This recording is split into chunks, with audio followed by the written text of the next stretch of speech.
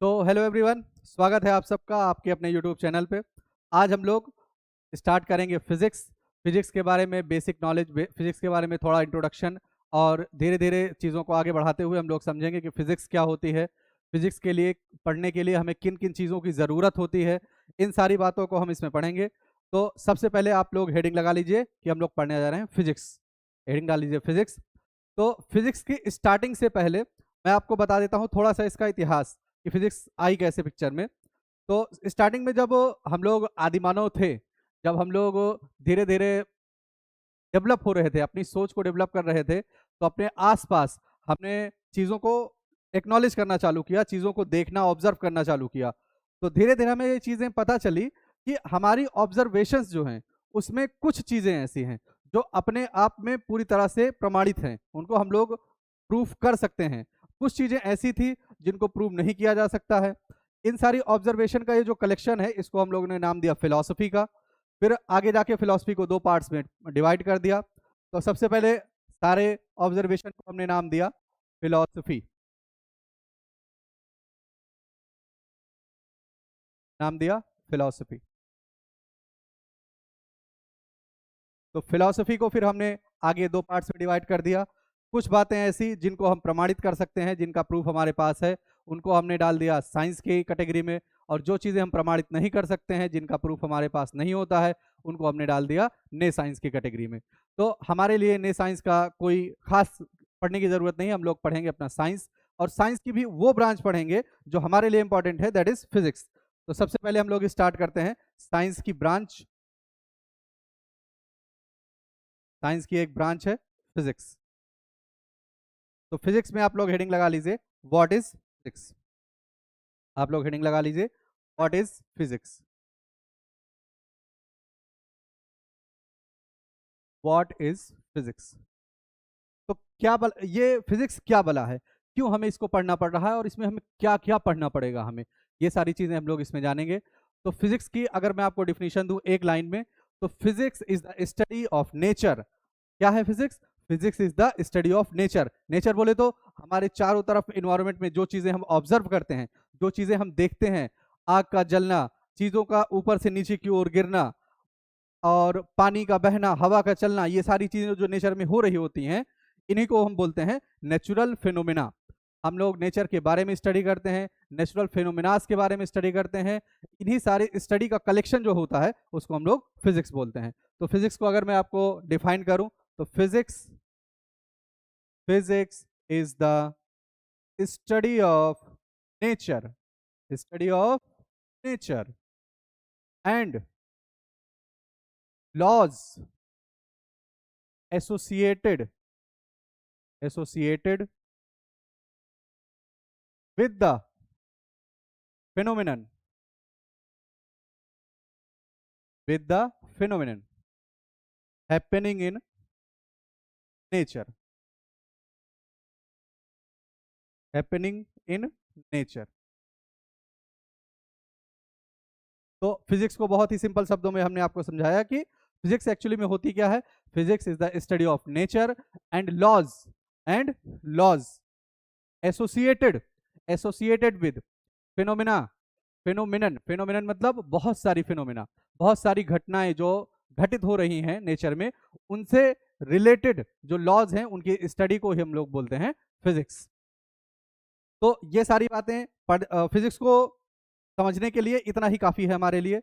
अब जैसे मैं आपको एक एग्जांपल दूं कि अगर मैं आप लोगों से कम्युनिकेट कर रहा हूं, आप लोगों तक अपनी थॉट्स को पहुंचा रहा हूं, अपनी बातों को आप तक पहुंचा पा रहा हूं, तो एक माध्यम का इस्तेमाल कर रहा हूं, एक मीडियम का इस्तेमाल कर रहा हूं, जिसको बोलते हैं लैंग्वेज। और मैं लैंग्वेज में भी कौन सी लैंग्वेज इस्तेमाल कर रहा हूं? आप लोगों के लिए मैं हिंदी का इस्तेमाल कर रहा हूं और इंग्लिश का इस्तेमाल कर रहा हूं। उसी तरीके से जब हम फिजिक्स में स्टडी करते हैं नेचर की, तो नेचर की स्टडीज को समझने और समझाने के लिए, पढ़ने के लिए हम लोग फिजिक्स की भाषा का इस्तेमाल करते हैं, और फिजिक्स की भाषा होती है मैथमेटिक्स। तो अगला स्टेटमेंट जो हमारा आता है, that is mathematics mathematics is the language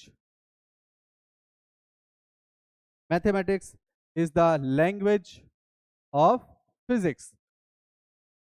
क्या बोल दिया ये भाई साहब, फिजिक्स की लैंग्वेज जो है वो मैथमेटिक्स है। मतलब फिजिक्स अपने लॉज को, फिजिक्स अपने फिनोमेनास को समझाने के लिए एक खास भाषा का इस्तेमाल करती है, और उसी खास भाषा को हम बोलते हैं मैथमेटिक्स। मैं तो आप पढ़ते ही होंगे, छोटी क्लासेस में पढ़े होंगे, फिर धीरे धीरे 9th 10th तक पढ़े होंगे, उसके बाद अगर आप बायो ले लिए हैं उसके बाद मैथ आपकी छूट गई होगी। तो बेसिक मैथ के बारे में जानकारी हमें होनी चाहिए। 7th 8th की थोड़ी सी मैथ, थोड़ी सी 9th 10th की मैथ, और 11th 12th का कैलकुलस, ये सारी बातें जो होती हैं वो हम अपने बेसिक मैथ वाले चैप्टर में पढ़ते हैं, जो कि हमारा अगला टॉपिक है बेसिक मैथ। तो इसमें फिजिक्स में जो है कुछ कुछ और बातें हम कर लेते हैं। फिजिक्स में कुछ और बातें हैं, जैसे कि एक बहुत बड़े फिजिसिस्ट थे, बहुत बड़े साइंटिस्ट थे, आरपी फिनमैन साहब। आरपी फिनमैन साहब ने एक बात बोली थी कि जो नेचर है, जो नेचर है वो एक चेस के गेम की तरह है। चेस बोले तो शतरंज, शतरंज आप लोगों ने खेला होगा। शतरंज बोले तो चेस, जिसमें चीजें कोई एक चाल चलता है, कोई घोड़ा आगे बढ़ाता है, कोई प्यादा आगे बढ़ाता है, ये सारी चीजें चेस में होती हैं।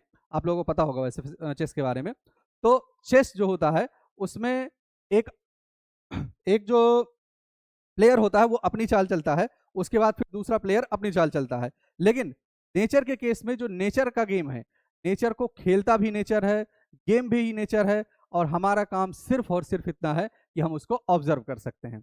तो अगर एक लाइन में मैं आपको पूरी बात को समराइज करूं, तो nature is the game of chess played by nature itself and we are only observers.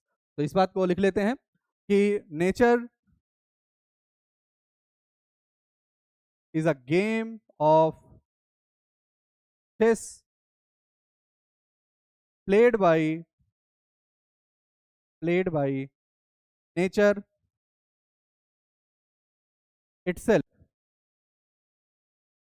और हम इसमें कुछ नहीं कर सकते हैं। हम सिर्फ और सिर्फ क्या है, हम सिर्फ और सिर्फ तमाशा देख सकते हैं। We are only observer, we are only observers. हम कोई पेड़ उग रहा होगा तो उसको उगने से रोक नहीं सकते हैं। आप बोलेंगे काट देंगे, नहीं उगेगा, दैट इज अनदर थिंग। कोई चीज, कोई पेड़ जो है वो उग रहा होगा तो वो उगेगा अपने हिसाब से, उसे कितना बड़ा होना है वो अपने हिसाब से बड़ा होगा। पानी जो है वो पानी हम क्रिएट नहीं कर सकते हैं, पानी जो होता है वो अपने आप ही फ्रीज, अपने आप जम जाता है, अपने आप ही वो भाप बन जाता है, अपने आप ही बारिश होती है। हम उसमें कुछ नहीं कर सकते हैं। नेचर में होने वाली चीजें जो हैं वो अपने आप ही होती हैं, हम सिर्फ और सिर्फ ऑब्जर्व कर सकते हैं। We are only observers. तो इतनी बेसिक बेसिक बातें हम लोगों ने फिजिक्स के बारे में कर ली हैं। फिजिक्स को आगे पढ़ने के लिए हमें मैथ की जरूरत पड़ेगी। तो अगला हमारा टॉपिक जो है वो है बेसिक मैथ। तो आप लोग नया टॉपिक हेडिंग डाल लें, बेसिक मैथ।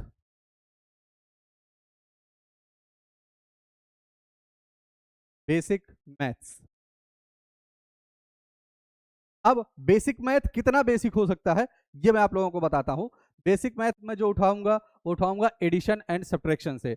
मैं जानता हूं कि आप लोग कहेंगे अरे सर एडिशन तो आता है, बहुत छोटी क्लासेस में पढ़ा है, बहुत तेज हूं मैं, एडिशन का तो मास्टर हूं मैं, सब्ट्रैक्शन का मास्टर हूं। ऐसा नहीं है। अभी मैं अगर एक छोटा सा एडिशन के सब्ट्रैक्शन आपको दे दूं तो देयर इज हाई चांस कि आप माइनस प्लस में थोड़ा सा कंफ्यूज हो जाएंगे। लेकिन मैं आपको सिर्फ और सिर्फ दो रूल बताऊंगा, दो नियम बताऊंगा। दो नियम के बाद आप उसको फॉलो करेंगे और कभी भी आप लोग एडिशन सब्ट्रैक्शन में मात नहीं खाएंगे। तो हेडिंग लगा लें, addition and subtraction, addition, addition and subtraction, addition and subtraction. Addition and subtraction में आप लोग कह रहे होंगे सर दो में अगर हम 3 को जोड़ देंगे तो 5 आ जाएगा, और 10 में से अगर हम 4 को घटा देंगे तो 6 आ जाएगा। बिल्कुल सही आप लोग कह रहे हैं, ये हो जाएगा। लेकिन मुद्दा वहां फंसता है जब हम कभी 2 में से 4 को घटाने की कोशिश करते हैं और कोई यहाँ पे -2 लिख देता है, कोई +2 लिख देता है। तो इसके लिए हम लोग दो छोटे छोटे नियमों को देखेंगे, दो छोटे छोटे रूल्स को देखेंगे, उनको हम पढ़ेंगे और उसके बाद हमारी कभी भी गलती नहीं होगी, हमसे कभी भी मिस्टेक नहीं होगी।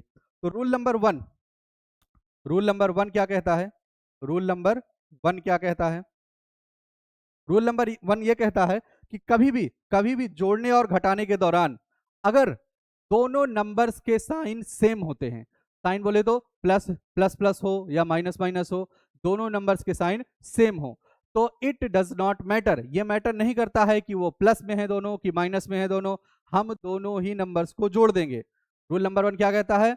अगर दोनों का साइन सेम है तो नंबर्स को जोड़ दो, और जोड़ने के बाद जो रिजल्ट आएगा उसमें जो सेम साइन था वही साइन लगा देंगे। क्या बोला मैंने?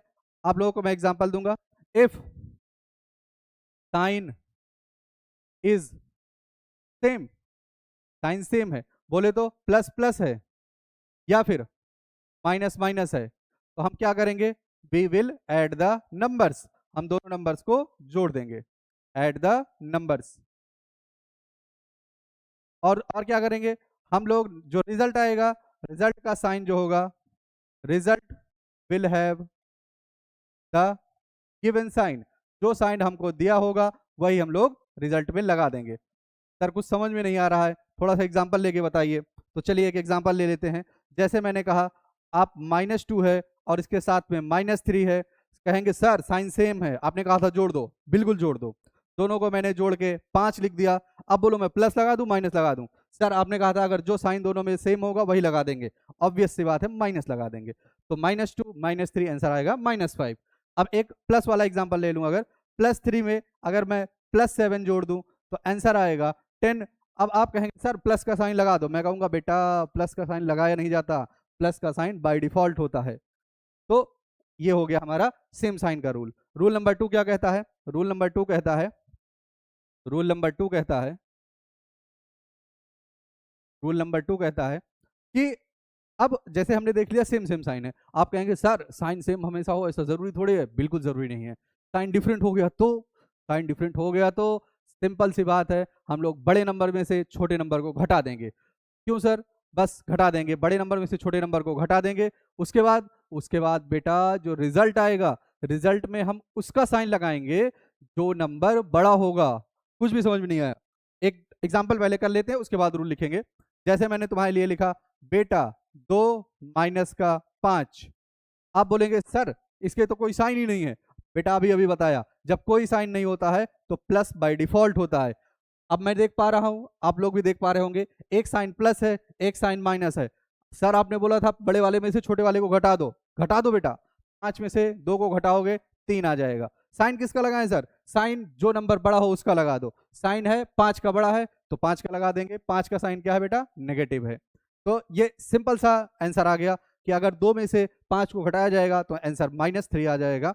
ये आपका आंसर आ गया। अगर मैं और एक दूसरा सवाल इसी की तरह लूं कि अगर मैं 12 में से 7 को घटाऊंगा तो सर ये तो बचपन से आता है, 12 में से 7 घटाऊंगा 5 आ जाएगा। अब जरा अपना रूल वेरीफाई कर लेते हैं। सर 12 का साइन प्लस, 7 का साइन माइनस, 12 में से 7 को घटा दीजिए, घटा दिया। 12 का साइन प्लस में है क्योंकि 12 बड़ा नंबर है, तो 5 का भी साइन प्लस में होना चाहिए, बेटा प्लस में ही है। तो ये आपके दोनों एडिशन सब्ट्रैक्शन के रूल हो गए। रूल मैं आपके लिए यहाँ पे लिख देता हूँ। इफ, क्या बोला मैंने? इफ साइन, या फिर मैं कह दूं साइंस, ये वो वाला साइंस नहीं है भाई, ये साइन है, चिन्हों वाला साइंस है। इफ साइंस आर डिफरेंट, अगर साइन दोनों के अलग अलग हैं, साइंस आर डिफरेंट, क्या करोगे?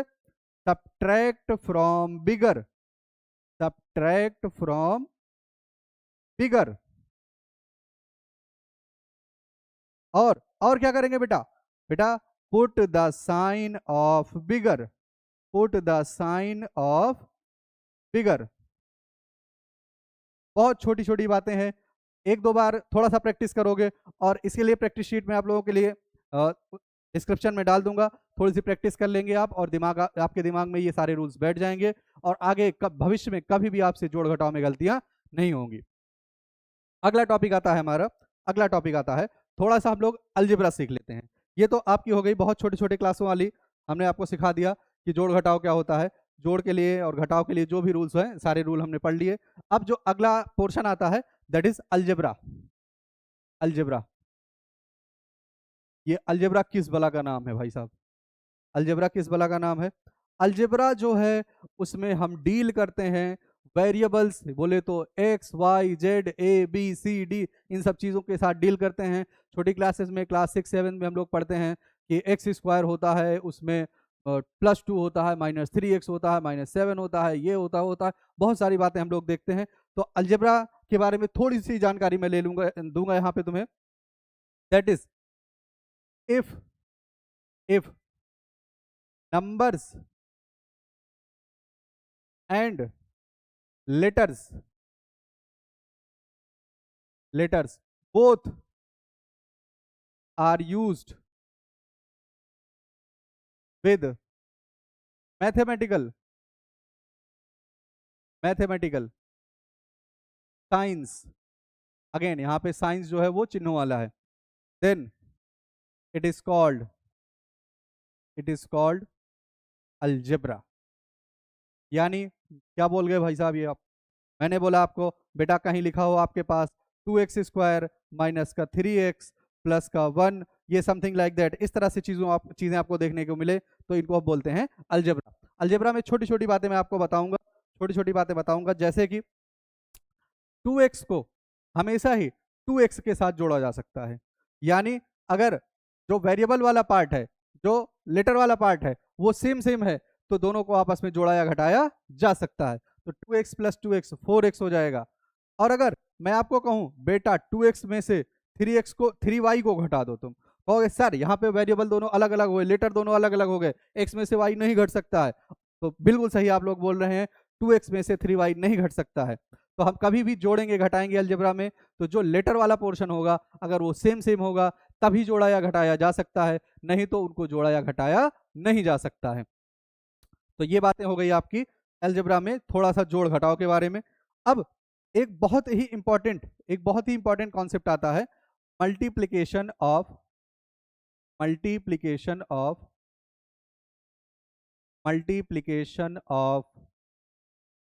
साइन, यानी चिन्हों वाला साइन।